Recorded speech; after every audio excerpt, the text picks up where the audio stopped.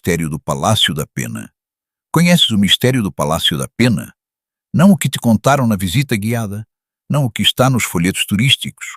O outro, o que acontece quando as luzes se apagam e os turistas vão embora, o que os guardas sabem e preferem não contar.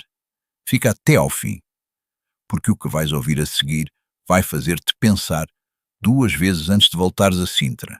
Dizem que há lugares no mundo onde o tempo não avança, onde o passado recusa morrer, onde os vivos entram, mas algo já lá estava antes de chegarem. O Palácio da Pena é um desses lugares. Antes de existir o palácio, existia um silêncio, um convento no alto da Serra de Sintra, onde os frades jerônimos viviam com uma inquietação que nunca souberam explicar. Descreviam sons que não tinham origem, figuras que atravessavam os claustros a horas em que ninguém devia estar acordado. Uma presença que se sentia, mas que nunca se via. Em 1755, o terremoto destruiu as paredes, mas não destruiu o que lá vivia. O lugar ficou abandonado durante décadas, sozinho, à espera de alguém que não soubesse o que estava a convidar. Em 1838, esse alguém apareceu. Dom Fernando II era rei, era artista, era maçom, e era um homem que ignorava avisos. Quando visitou as ruínas do convento e declarou que ali ia construir o palácio mais extraordinário de Portugal, os seus conselheiros tentaram dissuadi-lo. O local era instável, diziam. A serra era traiçoeira. O que não diziam, mas sentiam, era outra coisa. Os trabalhadores pediam para ser dispensados sem explicação. Ferramentas desapareciam de um dia para o outro. Animais recusavam-se a entrar no recinto.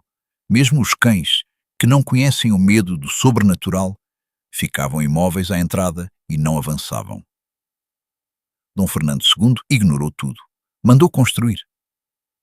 Quando os pedreiros começaram a escavar os alicerces, encontraram algo que ninguém esperava, uma figura de pedra, já esculpida, enterrada nas fundações do antigo convento. Um tritão, metade homem, metade peixe, com uma expressão que não é de guarda, é de aviso.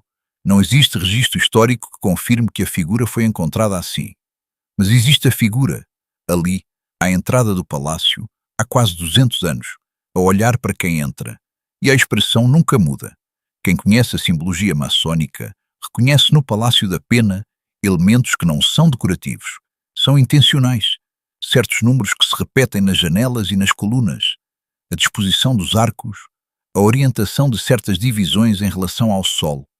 Serra de Sintra era, para os maçons do século XIX, um lugar de confluência de energias, um ponto onde o véu entre o visível e o invisível era mais fino do que em qualquer outro lugar de Portugal. O que Dom Fernando II construiu ali não era apenas um palácio, era um ritual permanente em pedra. E os rituais, como se sabe, não terminam quando os seus criadores morrem. A família real foi expulsa de Portugal em 1910. Partiram em dias, sem tempo de levar quase nada.